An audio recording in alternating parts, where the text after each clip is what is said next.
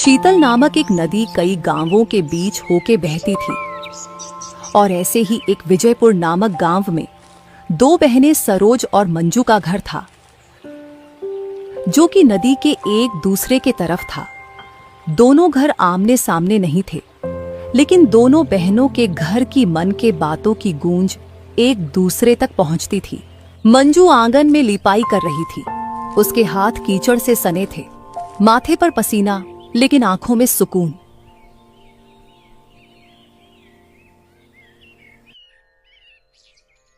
सुनो जी, देखो ना, सुबह से लगी हूँ।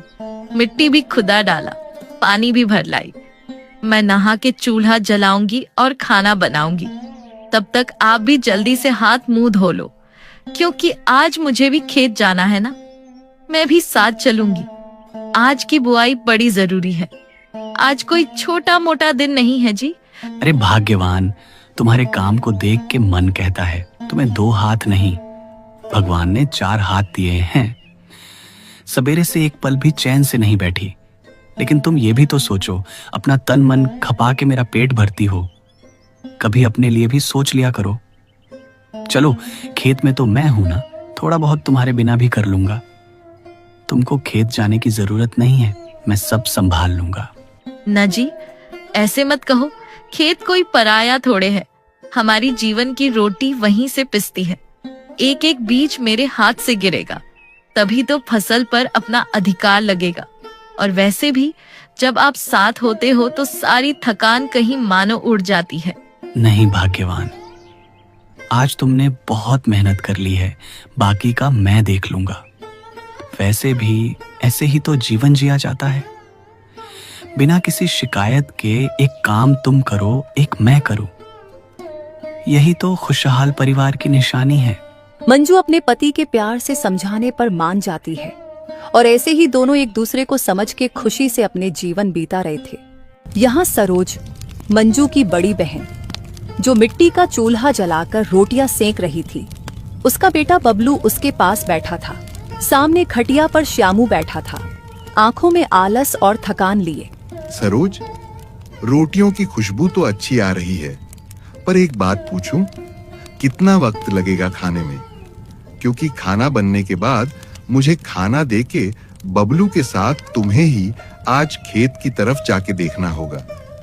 मैं आज नहीं जाऊंगा, मुझे बहुत नींद आ रहा है।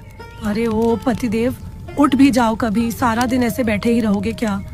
सवेरा हो गया और थोड़े देर बाद दोपहर भी हो जाएगी, लेकिन तुम अभी तक खाट चिपकाए बैठे हो। ना नहाते हो, ना रोज खेत जाते हो। पड़ोस की औरतें तो कहती हैं, देखो सरोज, तू खून पसीना बहाती है, और तेरा मर्द बस घर में लेटता रहता है। अरे तंग आ गई हूँ तुमसे मैं। अरे तो क्या हो गया?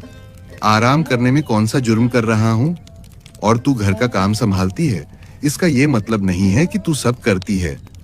अरे मैं भी मेहनत करता हूँ, और वैसे भी खेत की बुआई में कौन सा धन बरसता है आजकल। कुछ जमीन बेच लेते तो कुछ मोटा पैसा हाथ में आ जाता। और मैं तो कहता हूँ कि जो तेरे माता पिता की जमीन है वो जाके मांग लेते हैं, उसे बेच के अच्छा पैसा मिलेगा। तो क्या बेच दूं सब?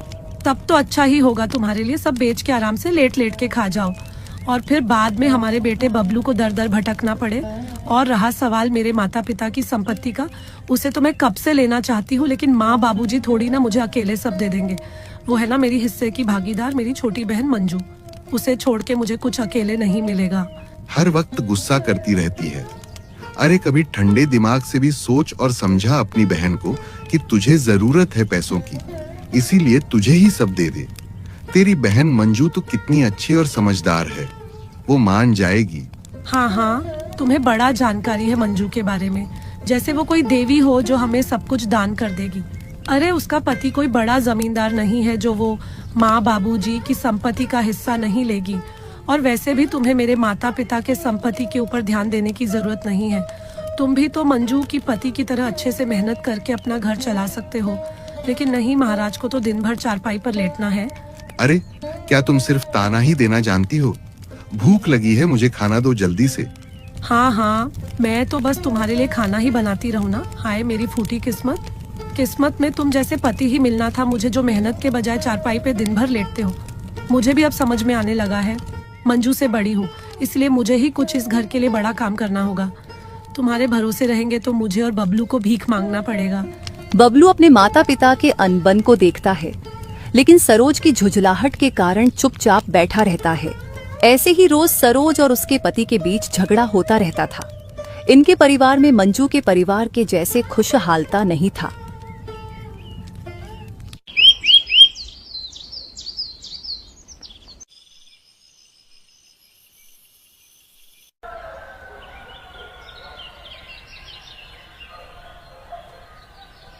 अगले दिन सरोज मंजू से मिलने उसके घर जाती है।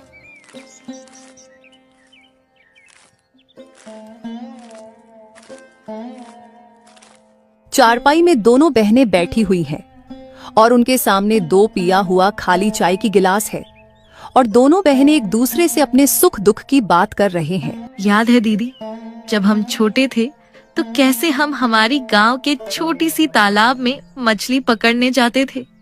लेकिन अब देखो, हम दोनों के ससुराल नदी किनारे है, फिर भी हमें नदी के पास ज्यादा जाने का मौका ही नहीं मिलता। हाँ बहन, सबका अपना अपना किस्मत है। काम ही इतना रहता है घर में। फिर भी मैं तो थोड़ी बहुत अपने पति के साथ घूमने जाती ही हूँ, लेकिन तुमको तो ज्यादा मौका ही नहीं मिलता होगा ना। अरे हाँ, घूमने से याद आया, हम दोनों तो हमेशा संध्या के समय गांव के वो चौपाल में घूमने जाते थे। लेकिन अब तो हमारी शादी हो गई। तू रामू जी के घर चली गई और मैं श्यामू के साथ उस किनारे पर जा बसी। अब तो दोनों को ज्यादा मिलने का समय ही नहीं मिलता। हाँ दीदी, पहले के दिन याद आते हैं। आजकल मिलना भी तो बहुत कम होता है। वैसे दीदी, बबलू कैसा है? उसे क्यों नहीं लाई यहाँ? बबलू ठीक है, वो विद्यालय गया है, इसीलिए उसको साथ नहीं लाई। वैसे बहुत समय हो गया, रामू जी अभी तक नहीं आए। खेत से कब तक घर आते हैं? उन्हें थोड़ा और समय लगेगा दीदी। वो तो दोपहर के समय ही आते हैं। उन्हें काम के समय कुछ सूझता ही नहीं है।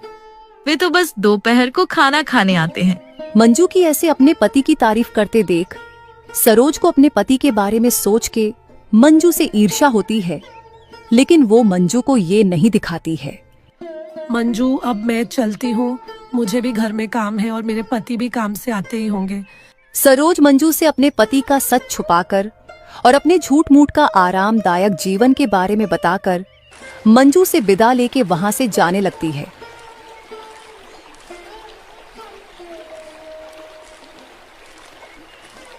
हरिपुर गांव, बुजुर्ग माँ बाप का घर, दोपहर का झपकता सूरज, सामने पीपल के पेड़ की छांव में एक पुराना घर। भीतर बैठे हैं हरनाम और सुगंती। दोनों के चेहरे पर उम्र की लकीरें हैं, लेकिन आंखों में अब भी अपनी बेटियों की चिंता की चमक बाकी है। सुनिए जी, मैंने आजकल एक बात पर बहुत ध्यान दिया है। सरोज जब भी आती है, चेहरे पे मुस्कान कम, चिंता ज्यादा होती है। और मंजू, वो तो दिखती है जैसे सब ठीक है, लेकिन उसकी थकावट आंखों से झलकती है। हाँ, वे लोग बेटे नहीं, हमारी बेटियां हैं। दोनों ने अपने हिस्से का सुख दुख खूब झेला है। सरोज ने मेहनती मन पाया, लेकिन किस्मत ने उसे आराम नहीं दिया। और मंजू, वो तो रामू के साथ जी तोड़ मेहनत कर रही है।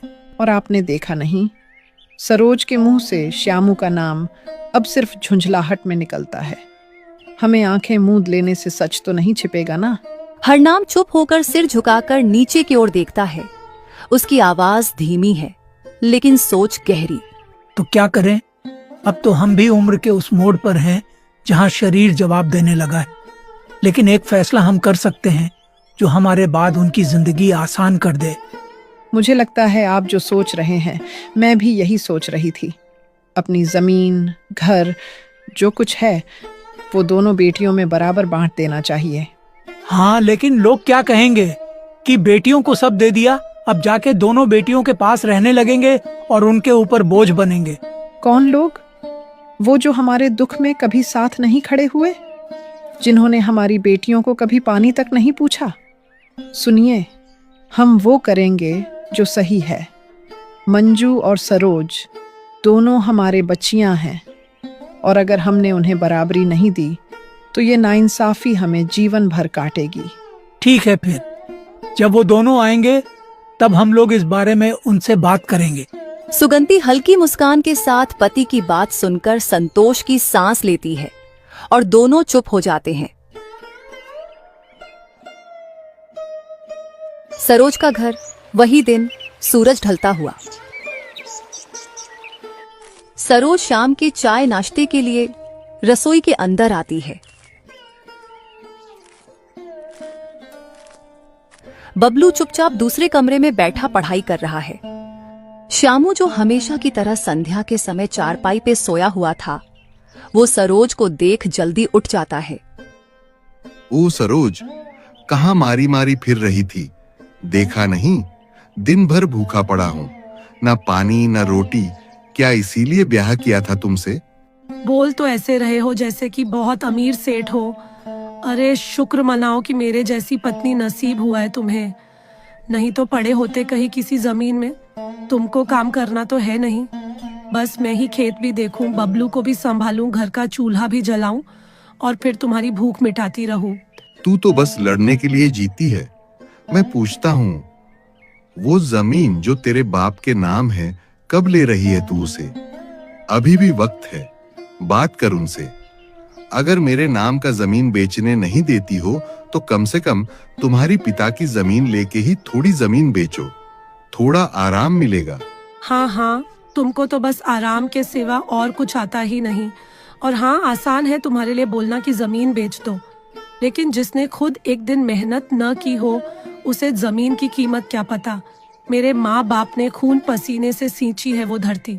तुमको तो सब अपने पिता से विरासत में मिल गया है, और ये पुश्तैनी हवेली भी, जहाँ हम सब आराम से खा पी रहे हैं।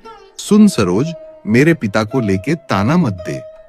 मैं जानता हूँ कि तू भी कम लालची नहीं है। तू भी अपने पिता की जमीन लेना चाहती है, और इसीलिए जो करना है जल्दी कर। हाँ, मैं करूंगी मुझे जो करना है, तुम इन सब में ध्यान मत दो। माँ बाबूजी की संपत्ति सिर्फ मेरी नहीं है, उसमें मंजू की भी हिस्सेदार है, तो बिना उसे कुछ दिए सब मेरे नाम करना इतना आसान नहीं है। माँ बाबूजी आसानी से नहीं मानेंगे। ये बोलने के बाद सरोज थोड़ा सोच विचार करती है और फिर रसोई में अपने काम में लग जाती है। उसी शाम मंजू का घर। रामू खेत से लौटा है। मंजू ने रामू के लिए चाय बनाई है और दोनों चारपाई पर बैठकर चाय पीते हैं। रामू थका हुआ है, लेकिन चेहरे पर संतोष है। आज की बुआई ठीक से हो गई। तुम्हारे बिना शायद इतनी जल्दी ना होती। तुम जिस तरह मेरा सब कामों में मदद करती हो, ऐसे तो मैं दुनिया का हर काम आसानी से कर लूंगा।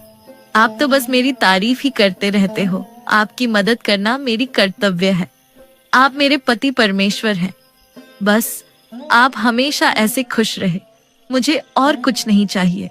ऐसे ही मंजू और रामू के पास ज्यादा कुछ नहीं होने के बाद भी दोनों आपस में बहुत खुश रहते थे, जबकि सरोज और उसका परिवार हमेशा तनाव में जीते थे।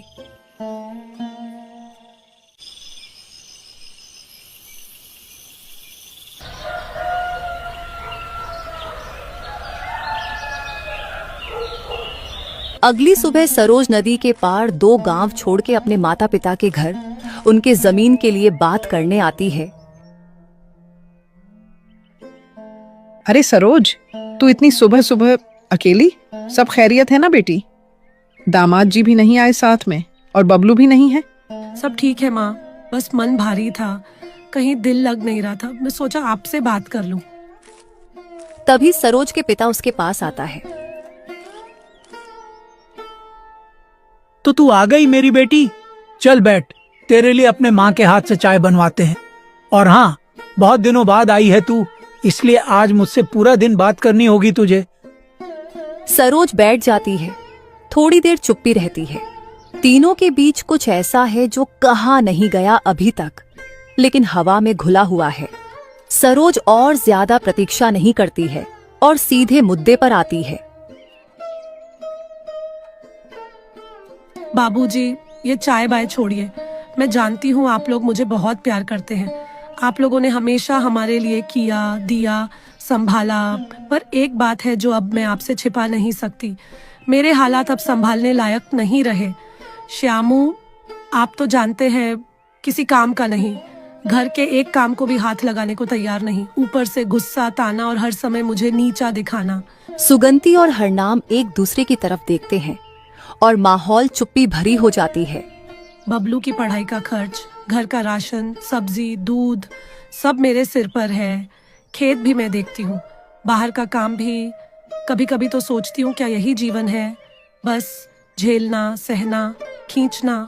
सरोज के मुंह से ऐसी बातें सुन के हरनाम और सुगंधी को उसके लिए बुरा लगता है और हरनाम सरोज से पूछती है, बेटी, हम जानते हैं तू दुखी है, लेकिन बेटी तू अब करना क्या चाहती है? खुलकर बोल, हम तेरे अपने हैं।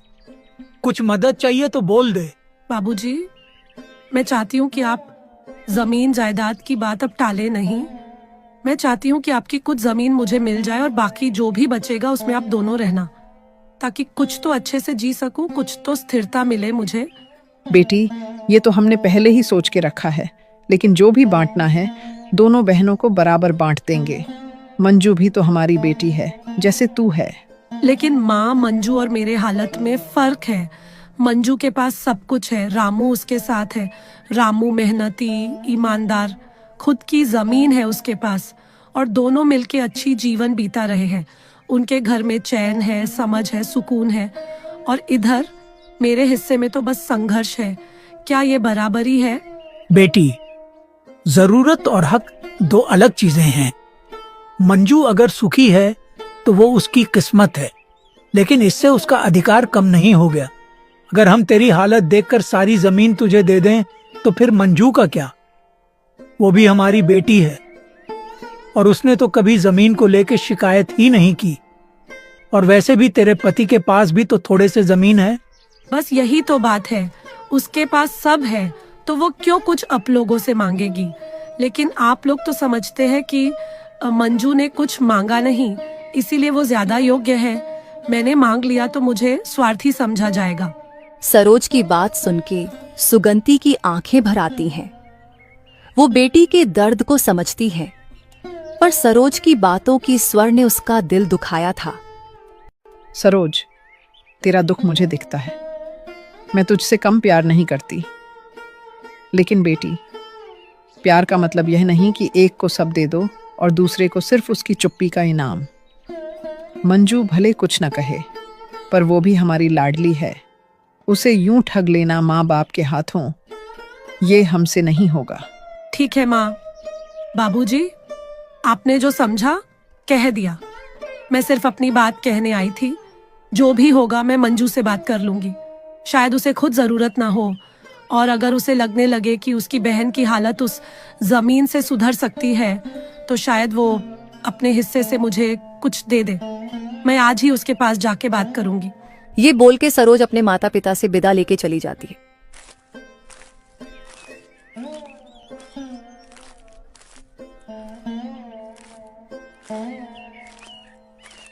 लेकिन हरनाम और सुगंधी को सरोज की बातें सुन के और उसके मनसा देख के बुरा लगता है। भाग्यवान, सरोज बहुत बदल गई है। उसके दुख और तकलीफ ने उसके सोच को ही बदल दिया। वो लालची भी बन गई है। पता नहीं उसे क्या हो गया है। मुझे उसमें ये बदलाव अच्छे नहीं लग रहे हैं। सरोज तो हमारी प्यारी बेटी थी और दोनों बहनों में कितना प्यार था, लेकिन आज सरोज अपने ही बहन का हक छीनना चाह रही है। मुझे तो कुछ समझ ही नहीं आ रहा है।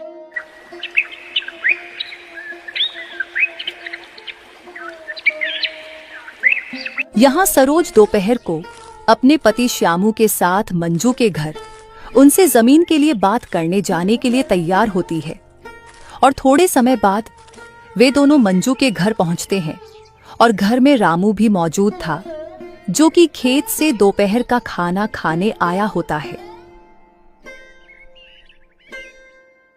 दीदी, जीजा जी, आप दोनों ऐसे अचानक?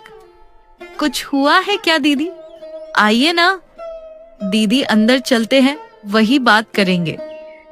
सब लोग घर के भीतर बैठते हैं और सरोज सीधे उनके माँ बाबूजी के जमीन की बात करने लगती है। मंजू, मुझे हमारी माँ बाबूजी की जमीन के बारे में कुछ बात करनी है और हम यहाँ इसलिए आए हैं कि तुझे हमारी मदद करनी होगी। कैसी मदद दीदी? मैं कुछ समझी नहीं। और माँ बाबूजी की संपत्ति के बारे में क्या बात करनी है? उससे हमारा अब क्या लेना देना है?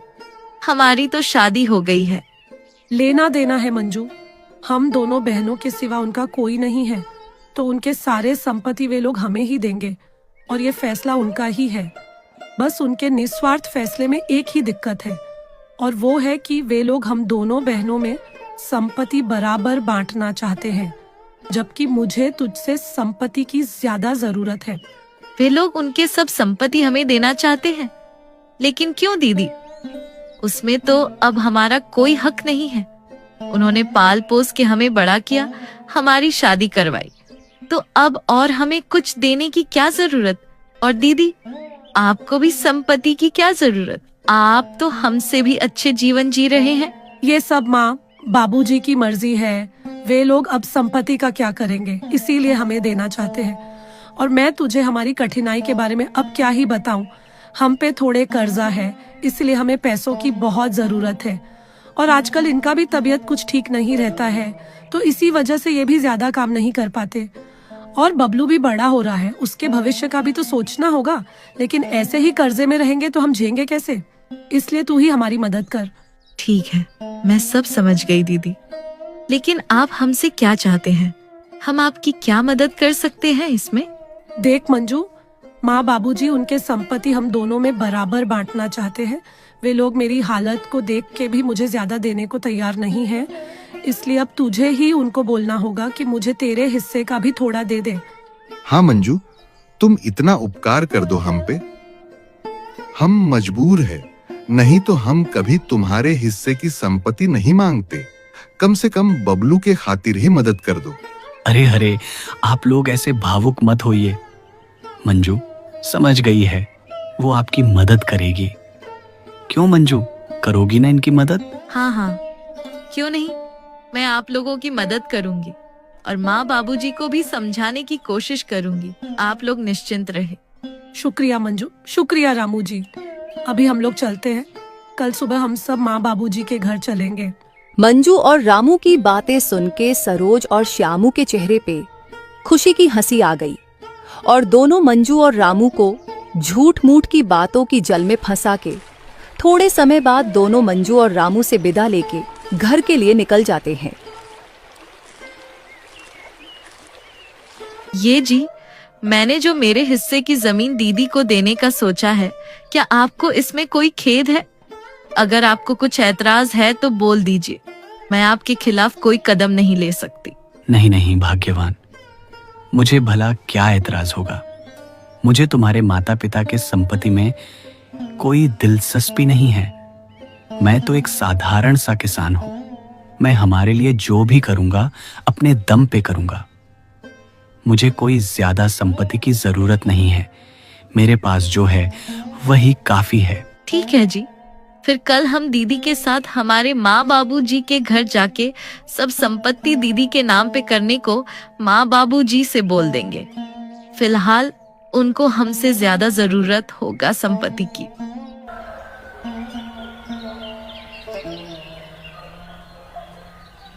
अगली सुबह हरनाम और सुगंधी का घर। आंगन में चारपाई बिछी हुई है और हरनाम और सुगंधी वहां बैठे हैं, और उनके सामने उनके दोनों बेटियां और उनके पति रामू और श्यामू बैठे हैं। आज तो दोनों बेटियां एक साथ है। ये तो आज घर में रौनक हो गई। कितने दिनों बाद सब ऐसे साथ में हैं। हम जानते हैं कि तुम लोग जमीन के लिए आए हो, फिर भी तुम लोगों को ऐसे साथ में देख के दिल भर आया है। सरोज बिना अपने माँ बाबूजी के भावनाओं को समझते हुए सीधे उनसे जमीन के बारे में बात करने लगती है। बाबूजी, माँ, मैं कल आपसे जो बात करने आई थी उसके बारे में मंजू से भी बात हुई, और मंजू मान गई है कि मुझे उसकी जमीन का हिस्सा भी दे दे। हरनाम और सुगंधी एकदम चौंकते हैं। उनकी नजर मंजू पर जाती है। मंजू, क्या ये सच है? हाँ बाबूजी, दीदी की हालत आप देख रहे हैं। अगर मेरे हिस्से से उनके जीवन में कुछ सुधार आ सकता है तो देने में मुझे कोई ऐतराज नहीं। बेटी, तू बहुत बड़ी दिलवाली है, लेकिन ये आसान नहीं है। तुम्हारे हिस्से का जमीन तुम्हारा है और उसे यूं छोड़ देना, हमें ये सोच के ही अजीब लगता है। तेरा जीवन भी तो कठिनाइयों से भरा है, तो तू क्यों अपना हक छोड़ रही है? माँ जी, हम लोग मेहनत करके कमा सकते हैं, लेकिन दीदी की हालत अभी सही नहीं है, तो उनको इसकी हमसे ज्यादा जरूरत है। मुझे पता ही था ऐसा ही कुछ होगा। ठीक है, अगर तुम लोग यही चाहते हो तो एक शर्त है। घर की जो जमीन है जहां हम अभी रहते हैं वो मंजू को देंगे। बाकी खेत और दूसरी जमीन, उसमें से मंजू का हिस्सा भी सरोज को दे देंगे और हम दोनों बेटियों के पास बारी बारी से रहेंगे। ये सुन के सरोज और श्यामू के चेहरे पर हिचकिचाहट आ जाती है। बाबूजी, ये कैसे होगा? आप हमारे साथ रहेंगे, लेकिन हमारी हालत वैसे ही खराब है और 2 लोगों का खर्चा कैसे उठा पाएंगे? और मंजू को घर की जमीन क्यों देंगे? हम तो चाह रहे थे कि सारी जमीन मेरे नाम, मतलब सरोज के नाम हो जाए। अगर ऐसा होगा तो हम आप लोगों को हमारे साथ रखने का सोच सकते हैं। ये तुम क्या कह रहे हो? भला तुम लोग ऐसी सोच कैसे रख सकते हो? तुम लोगों को मंजू की हिस्से का भी तो जमीन दे रहे हैं, अब क्या ये घर भी दे दे? इतना क्या हालत खराब है तुम लोगों की? वातावरण भारी हो जाता है। सरोज भी थोड़ी खींच में आ जाती है। माँ, हम तो बस सोच रहे थे कि अगर घर भी हमारे पास हो तो हमें सुविधा होगी, आपको हम अच्छे से रखेंगे। सुविधा जमीन से नहीं, नियत से होती है बेटी। तुम दोनों हमारी बेटियां हो और हम चाहते थे कि दोनों को संपत्ति का हिस्सा बराबर मिले। लेकिन अगर मंजू भी अपना हिस्सा तुम्हें देने को मान गई है तो तब तो हमारे पास यही रास्ता है, नहीं तो समाज हम पे बातें बनाएगा। हम ये घर तुम लोगों को देके तुम पे बोझ बनना तो नहीं चाहते थे, लेकिन अब यही एक रास्ता है। सरोज चुप हो जाती है। अपने माँ बाप को मंजू के तरफदारी करते देख उसको बहुत गुस्सा आता है, लेकिन वो कुछ नहीं कहती है क्योंकि उनको जो चाहिए था वो तो उनको मिल रहा था। दीदी, मेरे हिस्से में जो जमीन आई वो तो आपको दे दिया, लेकिन घर की जमीन वो माँ बाबूजी के पास ही रहेगी। अब माँ बाबूजी की उम्र भी तो हो गई है, इसलिए ये दोनों हमारे साथ ही रहेंगे, लेकिन इनके घर की जमीन और घर इनके ही नाम रहेंगे। हमें नहीं चाहिए। हम दोनों तो कहते हैं, माँ बाबूजी आप हमारे पास रहिए। खेत खलिहान में आपका अनुभव भी काम आएगा और घर में आपका आशीर्वाद भी रहेगा। ठीक है बेटा, हम दोनों इस बारे में सोचेंगे। अगर हमें यहाँ कोई परेशानी आई तो तुम दोनों के पास रहने जाएंगे। फिलहाल तो हम यही रहेंगे। तुमको भी तो ये घर चाहिए नहीं, तो इसीलिए हम इसको छोड़ नहीं सकते। ये बोल के हरनाम घर के भीतर जाता है और थोड़े समय बाद मंजू और सरोज को देने वाली संपत्ति की सारे कागजात सरोज के हाथ थमा देता है।